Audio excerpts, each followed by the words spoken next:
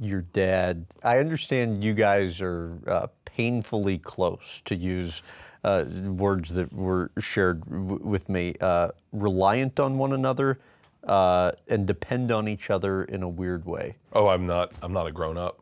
I call him about everything, anything and everything. If I'm ordering a steak, I'll call him. Hey, I'm looking at steaks. Which one should I get? He goes, oh, ribeyes are amazing. I gotta get the ribeye. Well, yeah, but they got dry age and wet age. What the wet age? Hold on 1 second. Maggie, give me my iPad. What's a wet age versus a dry? Oh, I'd go wet aged. I'd go wet aged if I were you. And I'm like, all right, wet aged ribeye. And like, I don't know. I don't feel like my dad gave me a lot of really great blessings. He told me I was great under pressure when I don't even know if that applied, if that was real or not.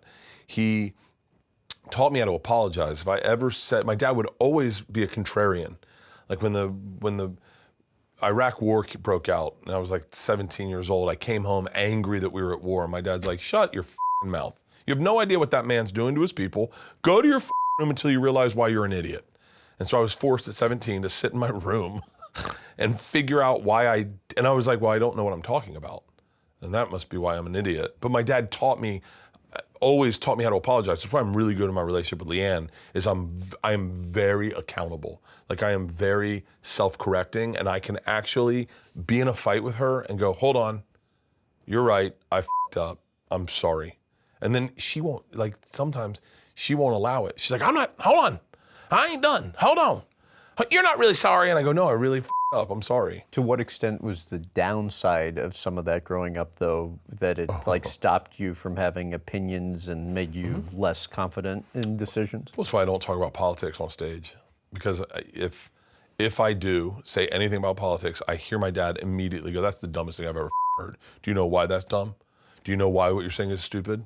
So I never really believe in my opinion when it comes to politics or to anything kind of social. Like I envy like guys like Rogan or Tim Dillon who question things and don't mind getting up on a hill and being shot at.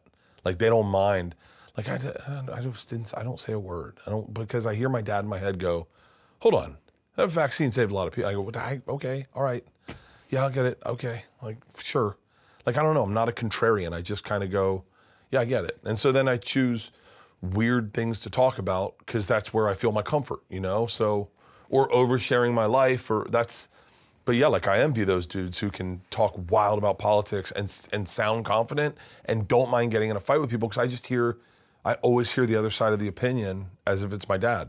Was that one of the Rolexes he gave you? No. Oh, no, okay. No, this one Leanne got me. Because he gave you one early on, and then a second. He thought he was having a heart attack. He thought he was dying. And then a second later. And you said before that the watches are like one of the few things that you guys kind of have in common. Explain that.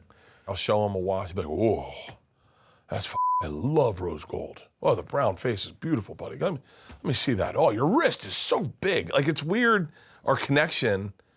But yeah, he gave me my first Rolex when I was 20 years old, 19 years old, 20 years old. He thought he was having a heart attack. He thought he was dying.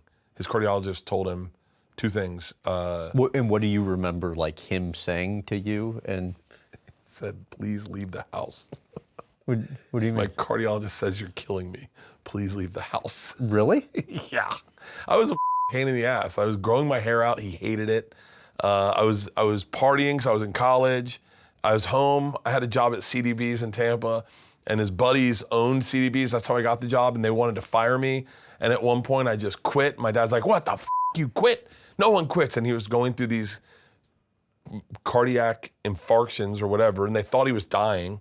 And his cardiologist was like, do you have any stresses at home? And he was like, my son is making me crazy. He just bought a dog. I bought a dog.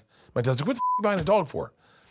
And then my mom was like, I think you should go back to Tallahassee. You're going to kill your father. And so I moved back to Tallahassee. And you're close to both parents. Oh, very close. Like problematically close. Like I talk to my parents every day. And so I moved back to Tallahassee. You slept in their bedroom till you were 10. Until I was 10. Yeah. You did your research.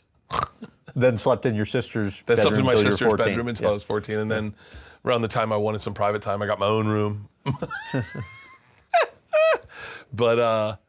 But yeah, so I moved back to Tallahassee, and then my whole family went to North Carolina for a road trip. And my dad drove to Tallahassee to pick me up. He said, listen, my heart's fine. They misdiagnosed me. And then me and my dad drove, and we talked about what was going on with us, and he gave me a Rolex, a stainless steel and gold Rolex, and I wore that. I wore that all the way up until I was 40 years old, and at 40 years old, he gave me his Rolex, like his. It's one I've worn on all my specials. It's his. And when I got it, it was like, I never really had anything super nice, you know? I was still at Travel Channel. I wasn't even doing good at Travel Channel. And so I definitely was never gonna make money to buy a Rolex. I felt like you'd meet people and they'd see it and then they'd think, oh, he must be doing something right. You know, that was the one. I remember Guy Fieri, we were backstage and at some event, and he shook my hand and then real quick grabbed my left hand and looked at my watch. He goes, nice. And he goes, Travel Channel salary? I said, my dad gave it to me. He goes, okay. But yeah, I'm thinking about today when I was working out, because I know one day my dad's gonna die and I'll get that phone call. I've thought about that phone call so much. Really? Yeah. Why? Because it's gonna happen. I wonder who's gonna call me. What do you think of it? I think where I'll be, what I'll do, if I'll drink that night, will I be on the road? Will I have a show? Who do I tell? Where am I in the list of people that are told? Like I think of morbid things like that sometimes. Like I'm assuming they'll tell me before my sisters. So I think it'll be my mom calling me. But I wouldn't be shocked if his business partner, his partner in his law firm, Larry, called me. Yeah. I think about it a lot.